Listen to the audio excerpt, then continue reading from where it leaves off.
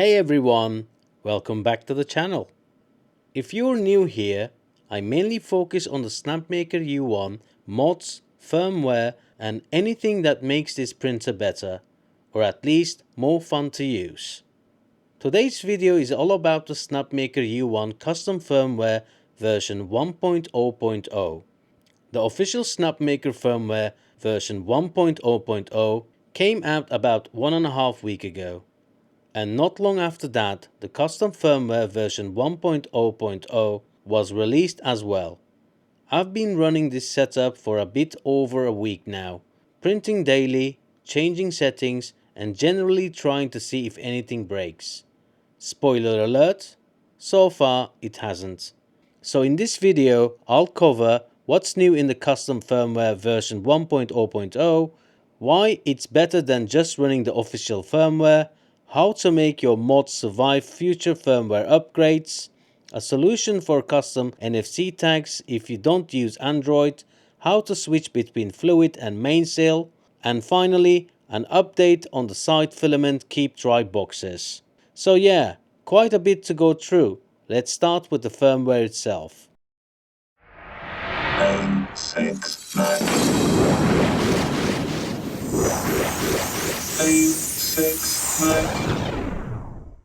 With the new custom firmware version 1.0.0, you get everything included in the official Snapmaker firmware plus some very useful extras. So you're not losing anything by going custom, quite the opposite. First of all new added official firmwares are already included, but on top of that, the custom firmware unlocks additional functionality and quality of life improvements. A big one is remote screen access in Fluidd, which is extremely useful. Then we have front-end upgrades. Mainsail is upgraded to version 2.16.1, Fluidd is upgraded to version 1.36.2. And this part is important. These upgrades are already baked into the firmware. That means you don't have to manually update anything after flashing the custom firmware. No SSH, no terminal commands, no guessing whether a front-end update will break something. It's all done for you. Flash the firmware, boot the printer, and you're immediately running the latest versions. That alone already makes the custom firmware worth it for me. Now let's talk about something that usually causes headaches. Firmware upgrades resetting your mods. If you watched my previous video, you already know I added a fan mod. And like many of you probably noticed in the past, firmware upgrades tend to override custom changes. So this time I made a dedicated CFG file that ensures the fan mod survives future custom firmware upgrades. Once this is set up properly, you won't need to redo your changes again. Here's how to do it step by step. First, open Orca Slicer. Go to your machine G-code settings. Under Machine Start G-code, find Print Start, which is usually in the top, and add _extended in capital letters. Then scroll down to Machine End G-code, find Print End and add _extended. After that, press Save, name this profile Extended. This part is important, don't forget to save it. Next, download the fan_mod.cfg file. The link will be in the description below. Now open your Klipper frontend, select the extended map, then go into the Klipper folder and upload the fan_mod.cfg file there. Once the file is uploaded, restart your machine. That's it! Any changes you want to keep across firmware upgrades should always go into Klipper folder inside the extended map.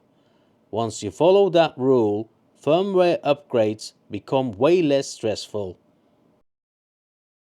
Now let's talk about custom NFC tags, especially for people who don't have an Android device. If you're on iOS, you can use an app called OpenSpool available on the App Store. This app allows you to read NFC tags, write custom NFC tags, use them directly with your Snapmaker U1.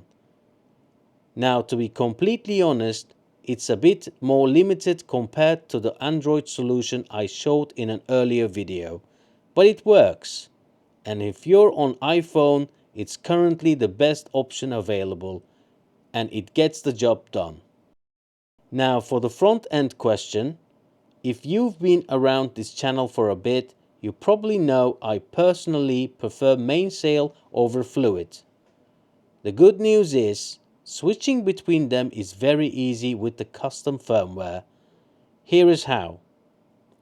Go to your Klipper config files, open the extended folder, then open extended.cfg file.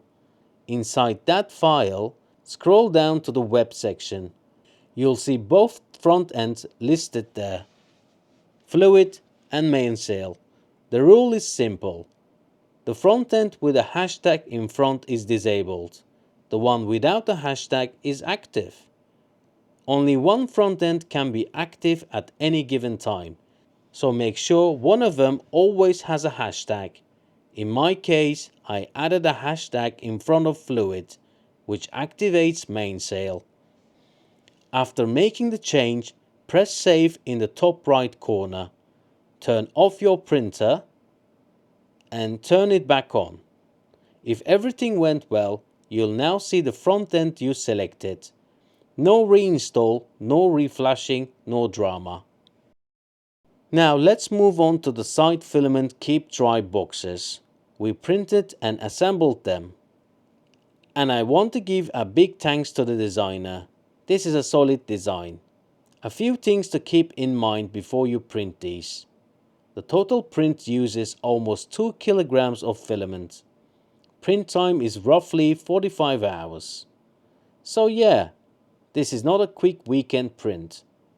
You'll also need some additional hardware like 24 times M3x30 socket head bolts, 4 times M3x30 button head bolts, 2 times XF001 temperature and humidity meters, silicone sealant gel, and 2 acrylic panels cut to size.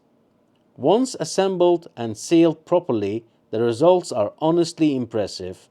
Depending on how well you seal the boxes, your mileage may vary, but in my case, the filament has been sitting at around 20% humidity consistently for a few weeks now. For me, that alone makes the project worth it.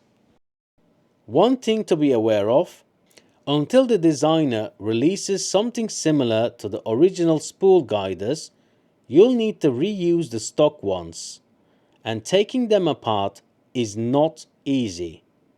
You'll need quite a bit of pressure to get the black part out, and there is definitely a risk of breaking something if you rush it.